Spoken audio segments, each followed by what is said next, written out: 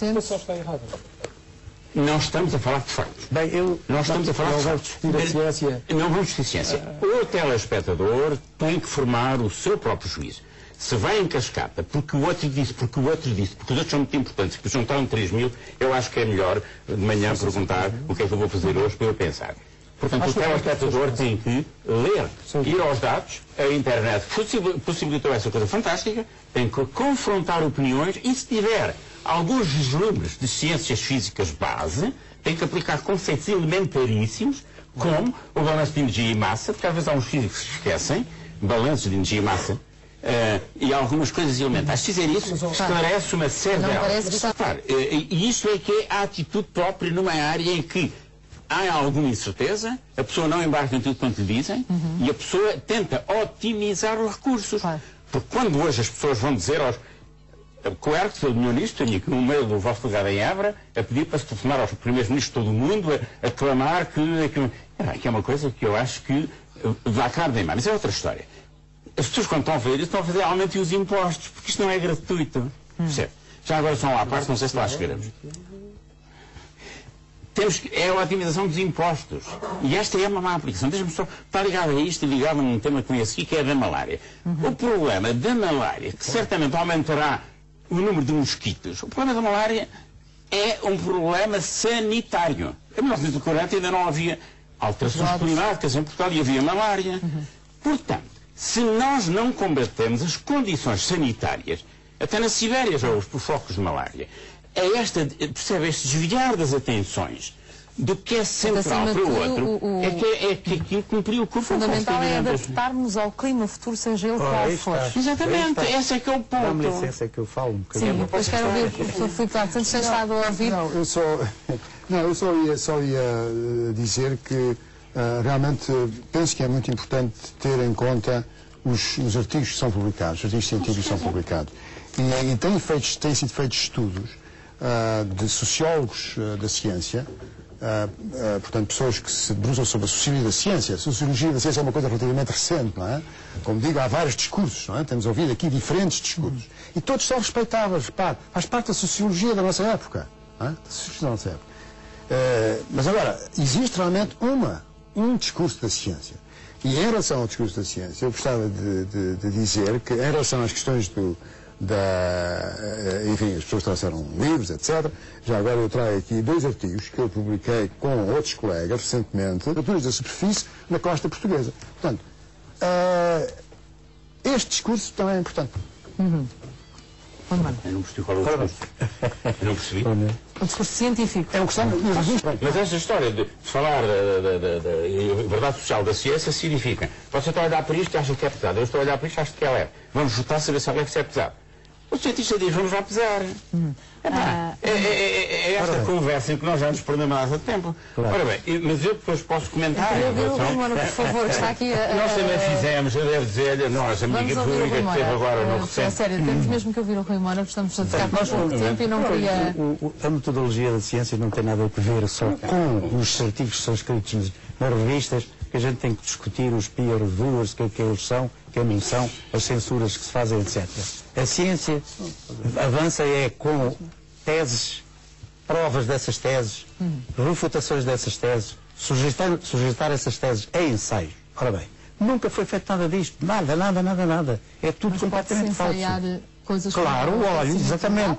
A tese que eu prefiro, que é do professor Marcel Leroux, que é um climatologista francês, que infelizmente faleceu o ano passado, e que eu estive aqui, apresentei aqui ao professor Delgado Domingos, a tese dele foi tentada refutar e a tese dele resistiu ao ensaio da sua refutação. De facto, deve ser quase no domínio da magia, não é? Interferir no clima, parece-me, não é? Agora, aquilo que o homem faz, a poluição... não tem nada a ver com o clima. De todo? De todo. Isso tem que ver com o ambiente, com a poluição que ele comete, se chegar erradamente. Mas não tem nada a ver com o clima. Vou-lhe dizer que não tem, porque isto é que é o erro fundamental. O homem não tem interferência no clima, não consegue. Olha, o homem não consegue interferir na atividade solar. Consegue interferir na atividade solar? Não consegue. Depende. Depende. Isso para mim seria uma surpresa. O homem conseguia fazer variar as manchas solares, por exemplo. Não consegue. O homem consegue interferir com a radiação solar? Não consegue. O homem consegue interferir com a distância que vai do Sol à Terra? Não consegue. O homem consegue interferir com a trajetória da Terra à volta do Sol? Não consegue. Eu acreditava no que diz. Pois, mas isto está, eu desculpo lá, a ciência não é de acreditar. Isto aqui não é uma, digamos, não é uma religião. Exatamente. Na religião é que há quem acredita, quem não acredita. Isto aqui tem que se provar. A ciência prova, prova e contra-prova, mas não prova nada, não está nada provado. Está errado, tudo errado. Mas fazemos muita coisa que temos que assumir a responsabilidade. Fazemos muitas coisas erradas em relação à poluição e ao ambiente, mas não tem nada a ver com o clima. Nada é separado. Eu não sei se... Quem trata de problemas... Olha, Fernanda, desculpa lá. Quem trata de problemas do clima sabe quem é? São os climatologistas. Não são os ambientalistas, são os climatologistas. Eles é que tratam dos problemas do clima. E não se convidam os climatologistas a discutir os problemas do clima. Eles é que discutem os problemas do clima. O que variou foi a circulação geral da atmosfera em 1975-76. E já que se falou aqui na onda de calor de 2003, se querem saber como é que aquilo se produziu, qual foi o fenómeno cientificamente lá explicado, está no meu blog. Tudo, tintim por tintim, está lá tudo explicado. Não tem nada a ver com a... Claro, são posições diferentes. Não quero, obviamente, contrapor o que se concordam, se não concordam. As pessoas devem fazer a sua análise, o seu sentido crítico. Eu, como digo, pronto, o meu trabalho é em ciência, apesar de eu ser ambientalista, dou aulas, faço esse trabalho de investigação, também fiz, mas eu acho que há aqui uma nota muito importante. Eu continuo preocupada, parece que estamos a desresponsabilizar em relação à poluição. Eu acho que a poluição está relacionada com o clima. Sermos, enfim, em termos globais, que atualmente a população do mundo são algo como 6.700 milhões de pessoas. Em 2030 seremos 8.200 milhões de pessoas. São projeções, têm incerteza, mas enfim, é a projeção. Há um facto que é bastante citado e que é importante, é que o consumo de recursos naturais renováveis e não renováveis per capita está a aumentar. Ter consciência de que temos vários sinais de insustentabilidade atualmente no nosso planeta. Temos a questão da energia, que já foi aqui assim falada.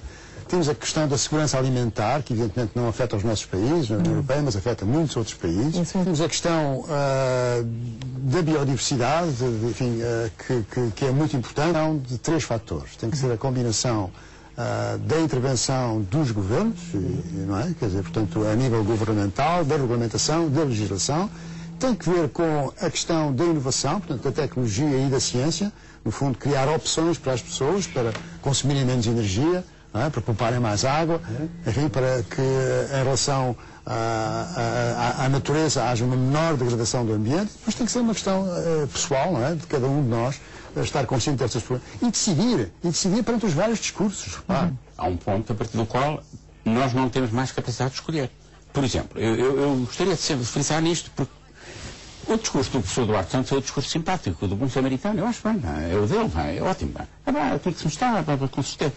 Mas a verdade é que as alterações necessárias implicam sacrifícios de todos nós, de valores assentes e assumidos digamos, de comodidade. É impossível. O nosso estilo de vida é incomportável com os chineses e indianos a ter o mesmo estilo. Incomportável.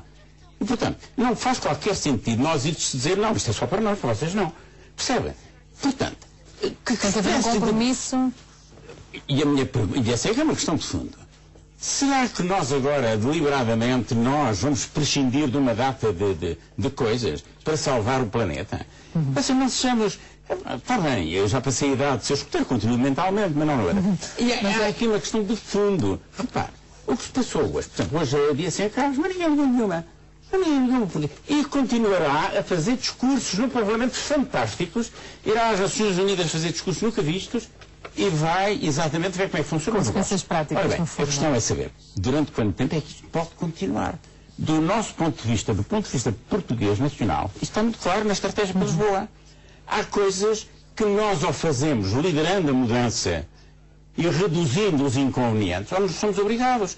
Nós não podemos continuar a desperdiçar energia como o fizemos. Nós gastamos o dobro da energia que a Dinamarca para o mesmo produto. Ora bem, mas há só uma coisa que eu disse que eu não concordo, que é, quando diz nós temos que fazer sacrifícios, é verdade, mas em alguns casos as medidas certas para a salvaguarda ambiental não são sacrifícios. É uma questão cultural. Não estamos a meio, agora vamos desviar agora as atenções, estamos tanta coisa de acordo, o que eu quero dizer, claro que há muita coisa que nós não praticamos. O que eu quero apenas chamar a atenção é que tem sido escamoteada a ideia de que toda esta grande defesa, nomeadamente, implica alguns sacrifícios. Há vantagens, mas têm que ser assumidos. Implica, acima de tudo... Ninguém em Portugal explicou quanto é que não vai custar a cada um de nós o protocolo de Kyoto.